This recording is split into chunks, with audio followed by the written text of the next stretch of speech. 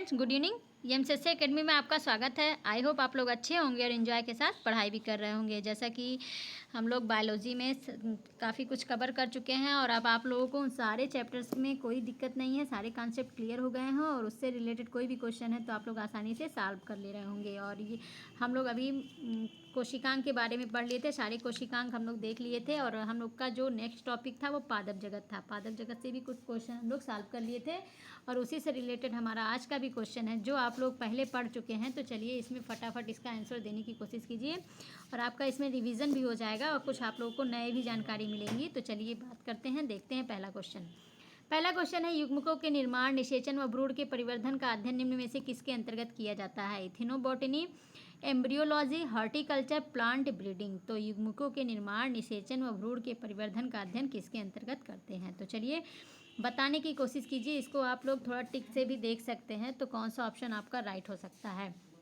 तो इथनोबॉटनी के अंतर्गत आदिवासियों द्वारा पादपों के उपयोग का अध्ययन किया जाता है। इथनोबॉटनी के अंतर्गत आदिवासियों द्वारा पादपों के उपयोग का अध्ययन किया जाता है। एम्ब्रियोलॉजी के अंतर्गत युग्मकों के निर्माण, निषेचन व भ्रूण के परिवर्धन का अध्ययन किया जाता है। हॉर्टिकल्चर के बारे में आपको पता है कि फल, सब्जी और उद्यान पादपों का संवर्धन और अध्ययन हॉर्टिकल्चर के अंतर्गत करते हैं। और प्लांट ब्रीडिंग के अंतर्गत उपयोगी पादपों की किस्मों को सुधारने का अध्ययन किया जाता है। तो आपका कौन सा ऑप्शन राइट है? आपका ऑप्शन नंबर सेकंड जो है राइट हो जाएगा। एम्ब्रियो और भ्रूण से आप समझ सकते हैं तो आपका ऑप्शन नंबर सेकंड जो है राइट है। ओके, चलिए नेक्स्ट क्वेश्चन। टिश्यू कल्चर के अंतर्गत निम्न में से किसका अध्ययन किया जाता है? कृत्रिम माध्यम पर उत्तकों का संवर्धन, वन के वृक्षों तथा उनके उत्पादों का संवर्धन व अध्ययन, आर्थिक महत्व के पौधों का अध्ययन, फलों का अध्ययन। तो चलिए टिश्यू कल्चर के अंतर्गत किसका अध्ययन किया जाता है? तो बताने की कोशिश कीजिए क्या हो सकता है। तो टिश्यू कल्चर के अंतर्गत कृत्रिम माध्यम पर उत्तकों का संवर्धन किया जाता है। आपका ऑप्शन नंबर फर्स्ट जो है राइट हो जाएगा। और वन के वृक्षों और उनके उत्पादों का संवर्धन व अध्ययन जो होता है वो किसके अंतर्गत किया जाता है? सिल्वीकल्चर के अंतर्गत किया जाता है। और आर्थिक महत्व के पौधों का जो अध्ययन होता है वो इकोनॉमिक बॉटनी के अंतर्गत किया जाता है। और फलों का अध्ययन तो आप सब पता ही है, पोमोलॉजी के अंतर्गत फलों का अध्ययन किया जाता है। तो आपका ऑप्शन नंबर फर्स्ट जो है राइट हो जाएगा। कृत्रिम माध्यम पर उत्तकों का जो संवर्धन होता है वो टिश्यू कल्चर के अंतर्गत किया जाता है। ओके, चलिए नेक्स्ट क्वेश्चन। कोशिकाओं और उत्तकों में विभिन्न रासायनिक पदार्थों की स्थिति का अध्ययन निम्न में से किसके अंतर्गत किया जाता है? Silviculture, pomology, spermology, histochemistry. तो चलिए बताने की कोशिश कीजिए। कोशिकाओं और उत्तकों में विभिन्न रासायनिक पदार्थों की स्थिति का अध्ययन किसके अंतर्गत किया जाता है? तो कौन सा ऑप्शन आपका राइट हो सकता है? तो सिल्वीकल्चर। अभी मैंने बताया सिल्वीकल्चर के बारे में कि वन के वृक्षों तथा उनके उत्पादों का संवर्धन व अध्ययन जो होता है वो सिल्वीकल्चर के अंतर्गत किया जाता है। पोमोलॉजी के अंतर्गत फलों का अध्ययन किया जाता है और स्पर्मोलॉजी के अंतर्गत बीजों का अध्ययन किया जाता है। और हिस्टोकेमिस्ट्री के अंतर्गत कोशिकाओं और उत्तकों में विभिन्न रासायनिक पदार्थों की स्थिति का अध्ययन किया जाता है। तो आपको ऑप्शन नंबर फोर्थ जो है राइट हो गया। इसमें देखिए रासायनिक पदार्थ की बात कर दिया तो केमिस्ट्री से रिलेटेड हो गया। इसको आप ट्रिक से लगा सकते हैं, केमिस्ट्री वर्ड दिया है और इसमें रासायनिक वर्ड दिया है। तो आपका ये ऑप्शन नंबर फोर्थ जो है राइट हो जाएगा। Okay, next question. फाइटोजियोग्राफी के अंतर्गत किसका अध्ययन किया जाता है? अंतरिक्ष तथा वायुमंडल में स्थित पादपों का अध्ययन, उपयोगी पादपों की किस्मों को सुधारने का अध्ययन, पादप वर्गीकरण का अध्ययन, पौधों के वितरण व उसके कारणों का अध्ययन। तो चलिए कौन सा हो सकता है? फाइटोजियोग्राफी के अंतर्गत किसका अध्ययन किया जाता है? तो आंसर देने की कोशिश कीजिए क्या हो सकता है। तो पहला, अंतरिक्ष तथा वायुमंडल में स्थित पादपों का जो अध्ययन होता है वो स्पेस बायोलॉजी के अंतर्गत किया जाता है। अंतरिक्ष तथा वायुमंडल में स्थित पादपों का अध्ययन स्पेस बायोलॉजी के अंतर्गत करते हैं। उपयोगी पादपों की किस्मों को जो सुधारने का अध्ययन है वो किसके अंतर्गत किया जाता है? तो ये प्लांट ब्रीडिंग के अंतर्गत उपयोगी पादपों की किस्मों को सुधारने का अध्ययन किया जाता है। और पादप वर्गीकरण का जो अध्ययन होता है वो वर्गीकी के अंतर्गत किया जाता है। पौधों के वितरण और उसके जो कारणों का अध्ययन है वो किसके अंतर्गत किया जाता है? तो वो आपका फाइटोजियोग्राफी के अंतर्गत पौधों के वितरण व उसके कारणों का अध्ययन किया जाता है। तो आपका ऑप्शन नंबर फोर्थ जो है राइट हो जाएगा। ओके, चलिए नेक्स्ट देखते हैं। फाइटोफिजिक्स के अंतर्गत किसका अध्ययन किया जाता है? पौधों के वितरण व उसके कारणों का अध्ययन, भौतिक सिद्धांतों का पादप उपापचय में महत्व का अध्ययन, एक व दो दोनों, ना तो एक ना तो दो। फाइटोफिजिक्स के बारे में बताना है। तो चलिए बताने की कोशिश कीजिए क्या हो सकता है। इसको तो आप लोग आसानी से बता सकते हैं क्योंकि एक तो आप लोग जान ही रहे हैं और दूसरा आप लोग ऐसे ही बता सकते हैं। तो चलिए बताने की कोशिश कीजिए। तो फाइटोफिजिक्स, फिजिक्स से भी आप समझ सकते हैं, फिजिक्स भौतिक से संबंधित है, तो आपका ऑप्शन नंबर सेकंड जो है राइट हो जाएगा। फाइटोफिजिक्स जो होता है वो भौतिक सिद्धांतों का पादप उपापचय से संबंधित या उपापचय के महत्व का अध्ययन किया जाता है। और पौधों के वितरण व उसके कारणों का जो अध्ययन है वो फाइटोजियोग्राफी के अंतर्गत किया जाता है। तो आपका ऑप्शन नंबर सेकंड जो है राइट हो जाएगा। ओके, चलिए नेक्स्ट क्वेश्चन। रेडिएशन बायोलॉजी के अंतर्गत किसका अध्ययन किया जाता है? सजीवों के विकास प्रक्रम का अध्ययन, कृत्रिम माध्यम पर उत्कों का संवर्धन, विभिन्न विकिरणों का पादपों पर प्रभाव और उत्परिवर्तन का अध्ययन, फसली पादपों का अध्ययन। तो इसको भी आप लोग बहुत आसानी से बता सकते हैं। तो चलिए बताने की कोशिश कीजिए क्या होगा। तो आप रेडिएशन से समझ सकते हैं, रेडिएशन बायोलॉजी है तो इसमें क्या हो सकता है, तो विभिन्न विकिरणों का पादपों का प्रभाव उत्परिवर्तन का जो अध्ययन है वो रेडिएशन बायोलॉजी के अंतर्गत किया जाता है। और सजीवों के विकास प्रक्रम का जो अध्ययन होता है वो इवोल्यूशन के अंतर्गत किया जाता है। और आपका जो कृत्रिम माध्यम पर उत्कों का संवर्धन है उसको मैंने बताया, जो टिश्यू कल्चर के अंतर्गत कृत्रिम माध्यम पर उत्कों का संवर्धन किया जाता है। और फसली पादपों का जो अध्ययन होता है वो एग्रोनॉमी के अंतर्गत किया जाता है। तो आपका ऑप्शन नंबर थर्ड जो है राइट हो जाएगा। ओके, चलिए नेक्स्ट क्वेश्चन।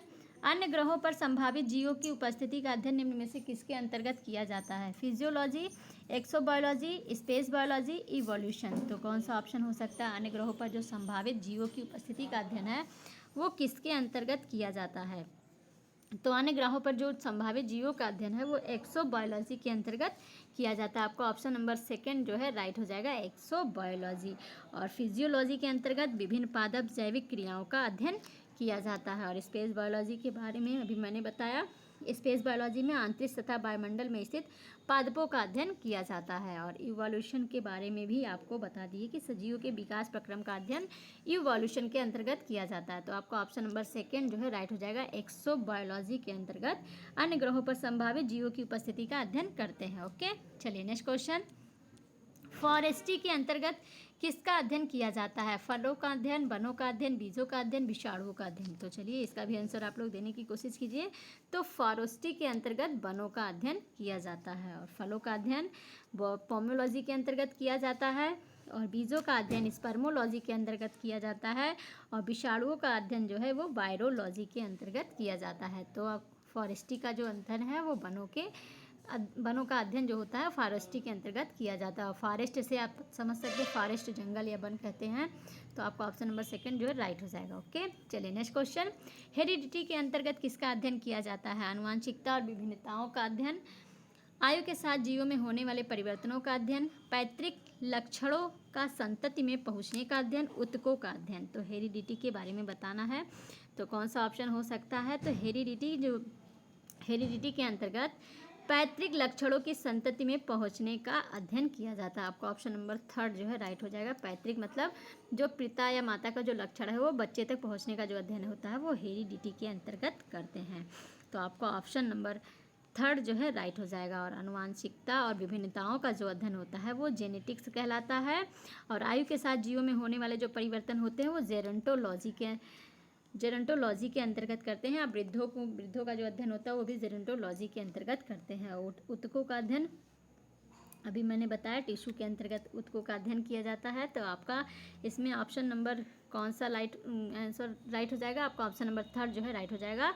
उत्कों का जो अध्ययन होता है वो हिस्टोलॉजी कहलाता है। ओके, ये आपका भी पीछे से पूछा हुआ क्वेश्चन है कि उत्कों का अध्ययन हिस्टोलॉजी के अंतर्गत किया जाता है। और हेरिडिटी के अंतर्गत पैतृक लक्षणों का संतति में पहुंचने का अध्ययन किया जाता है। ओके, चलिए नेक्स्ट क्वेश्चन। झीलों तथा आलवड़ जलीय पादपों का अध्ययन किसके अंतर्गत किया जाता है? Histology, lichenology, limnology, morphology. तो चलिए क्या हो सकता है? झीलों तथा आलवड़ जलीय पादपों का अध्ययन किसके अंतर्गत करते हैं? तो हिस्टोलॉजी के अंतर्गत अभी मैंने बताया कि उत्कों का अध्ययन हिस्टोलॉजी के अंतर्गत किया जाता है। और लाइकेनोलॉजी का अध्ययन लाइकेन का जो अध्ययन होता है वो लाइकेनोलॉजी कहलाता है। लिम्नोलॉजी जो होता है ये झीलों और आलवड़ जलीय पादपों का अध्ययन लिम्नोलॉजी कहलाता है। मार्फोलॉजी पादपों की आकारीय संरचना का अध्ययन जो होता है ये मार्फोलॉजी कहलाता है। तो आपका ऑप्शन नंबर थर्ड जो है राइट हो जाएगा। झीलों तथा आलवड़े जलीय पादपों का जो अध्ययन है वो निम्नोलॉजी कहलाएगा। ओके, चलिए नेक्स्ट क्वेश्चन। प्लाज्मोलॉजी के अंतर्गत किसका अध्ययन किया जाता है? माइक्रोप्लाज्मा का अध्ययन, पादपों की आकारीय संरचना का अध्ययन, कवकों का अध्ययन, निमेटोड का पादपों के साथ संबंध का अध्ययन। तो आपको बताना है माइकोप्लाज्मोलॉजी के अंतर्गत किसका अध्ययन करते हैं। तो माइकोप्लाज्मोलॉजी के अंतर्गत माइकोप्लाज्मा का अध्ययन किया जाता है, माइकोप्लाज्मा का अध्ययन किया जाता है। और पादप की आकारीय संरचना का जो अध्ययन है मार्फोलॉजी के अंतर्गत करते हैं। और कवकों का अध्ययन माइकोलॉजी के अंतर्गत किया जाता है। और निमेटोड्स का पादपों के साथ जो संबंध होता है वो निमेटोलॉजी के अंतर्गत किया जाता है। तो आपका ऑप्शन नंबर फर्स्ट जो है राइट हो जाएगा, माइकोप्लाज्मोलॉजी के अंतर्गत माइकोप्लाज्मा का अध्ययन किया जाता है। ओके, चलिए नेक्स्ट क्वेश्चन। पादप जीवाश्मों का अध्ययन निम्न में से किसके अंतर्गत किया जाता है। Palynology, palynobotany, pathology, pedology. तो चलिए कौन सा ऑप्शन हो सकता है, पादप जीवाश्म का अध्ययन किसके अंतर्गत करते हैं। ये आपका यूपीपीसीएस और आईएएस दोनों में पूछा हुआ क्वेश्चन है। तो कौन सा हो सकता है। तो पादप जीवाश्मों का जो अध्ययन होता है वो पोलियो बॉटनी के अंतर्गत किया जाता है। पोलियो बॉटनी के अंतर्गत पादप जीवाश्मों का अध्ययन किया जाता है। और पेलिनोलॉजी के अंतर्गत परागकणों का अध्ययन किया जाता है। पैथोलॉजी के अंतर्गत पादप रोगों व उपचार का अध्ययन किया जाता है। और पीडोलॉजी आप जान रहे हैं कि मिट्टी से संबंधित जो अध्ययन होता है वो पीडोलॉजी के अंतर्गत करते हैं। ये आपका यूपीपीसीएस में पूछा हुआ क्वेश्चन है। ओके, तो आपका ऑप्शन नंबर सेकेंड जो है राइट हो जाएगा। चलिए नेक्स्ट देख लेते हैं। पैरासिटोलॉजी के अंतर्गत किसका अध्ययन किया जाता है। पोषितों तथा परजीवियों के संबंधों का अध्ययन, शैवालों का अध्ययन, औषधीय पादपों का अध्ययन, विभिन्न पादप जैविक क्रियाओं का अध्ययन। तो इसको भी आप लोग बहुत आसानी से बता सकते हैं। पैरासाइट मतलब आप जानते हैं परजीवी होता है, तो उससे आप लोग लगा सकते हैं कौन सा ऑप्शन होगा। तो पैरासिटोलॉजी पोषितों तथा परजीवियों के संबंध का अध्ययन जो होता है पैरासिटोलॉजी के अंतर्गत करते हैं। और शैवालों का अध्ययन फाइकोलॉजी के अंतर्गत किया जाता है। और औषधीय पादपों का जो अध्ययन होता है वो फार्मेकोलॉजी के अंतर्गत करते हैं। और विभिन्न पादप जैविक क्रियाओं का जो अध्ययन होता है वो फिजियोलॉजी के अंतर्गत किया जाता है। तो आपका पैरासिटा जो होता है पैरासिटोलॉजी जो है ये पादप पोषित और परजीवियों के संबंधों का जो अध्ययन होता है वो पैरासिटोलॉजी के अंतर्गत करते हैं। आपका ऑप्शन नंबर फर्स्ट जो है राइट हो गया। ओके, चलिए नेक्स्ट देखते हैं।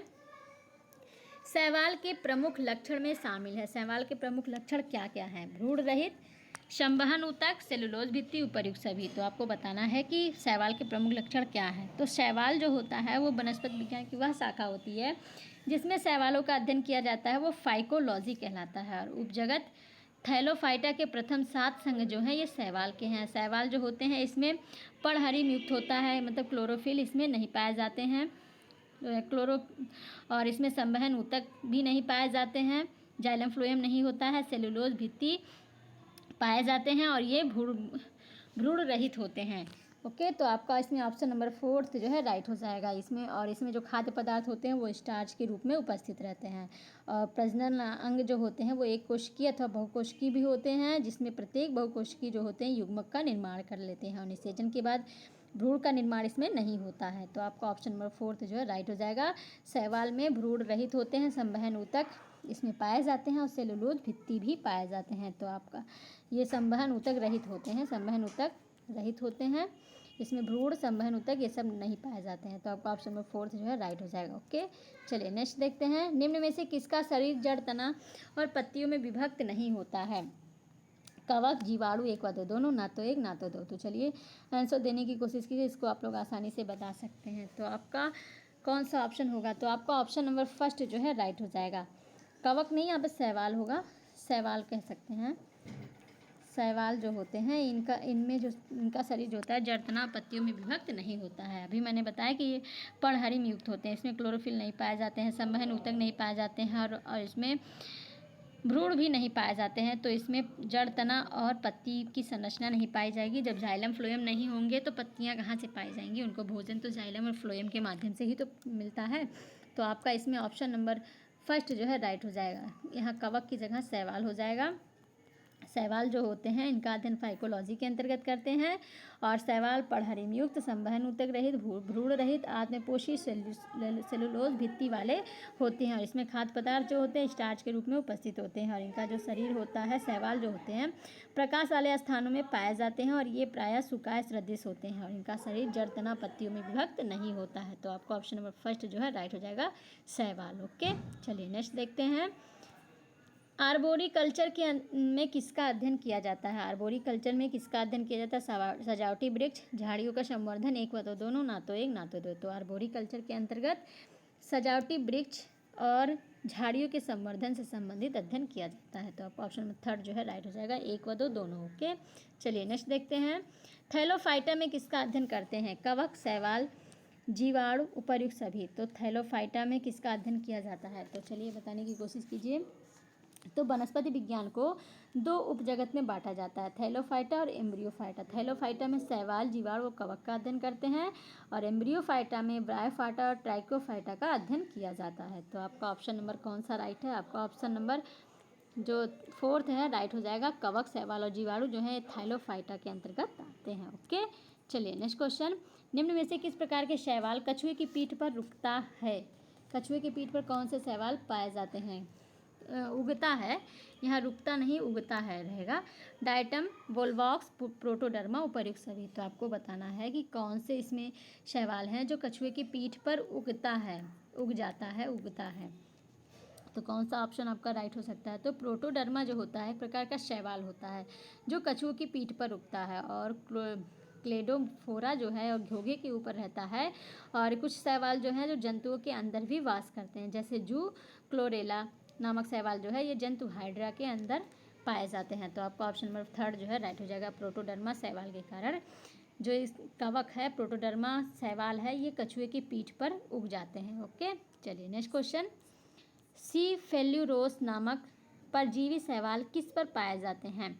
चाय, कॉफ़ी, एक व दो, दोनों, ना तो एक ना तो दो। तो चलिए बता दीजिए सी फेल्यूरोस जो है किस पे पाए जाते हैं? तो कभी कभी जो शैवाल होते हैं वो परजीवी भी होते हैं और इसमें जैसे सी फेल्यूरोस जो है ये चाय, कॉफ़ी आदि की पत्तियों पर परजीवी होते हैं। और तो आपका ऑप्शन नंबर थर्ड जो है राइट हो जाएगा, एक व दो, दोनों। ओके, चलिए नेक्स्ट क्वेश्चन और लास्ट क्वेश्चन। निम्न में से कौन से शैवाल मनुष्य व दूसरे जंतुओं की आंतड़ियों में हल्के परजीवी के रूप में रहते हैं? आसिलेटोरिया, साइमनसियला, एक व दो, दोनों, ना तो एक ना तो दो। तो आपको बताने में से कौन से शैवाल हैं जो मनुष्य और जंतु दोनों के आंतों में हल्के परजीवी के रूप में पाए जाते हैं? तो ऑसिलेटोरिया और साइमनसियला जो है ये दोनों मनुष्य और जंतुओं के आंतड़ियों में हल्के परजीवी के रूप में पाए जाते हैं। तो आपका ऑप्शन नंबर थर्ड जो है राइट हो जाएगा। ओके, तो आज के लिए बस इतना ही। अब आप लोग इसका रिवीजन कर लीजिएगा, वीडियो को बार बार देखा कीजिए, बार बार पढ़ा कीजिए ताकि आप लोग को भूले ना और आपको ये सेशन बहुत अच्छा लगा होगा और कुछ याद हो गया होगा, कुछ नई जानकारी मिली होगी, कुछ पुराना रिवीजन हो गया होगा। तो पुराने क्लास को आप लोग रिवीजन ज़रूर किया करें, बार बार पढ़ा करें ताकि एग्ज़ाम में आप लोग को कॉन्फिडेंस आ जाए और एग्ज़ाम में कोई भी क्वेश्चन गलत ना हो। तो आज के लिए बस इतना ही, अब मिलते हैं नेक्स्ट वीडियो में। तब तक के लिए thank you so much all friends.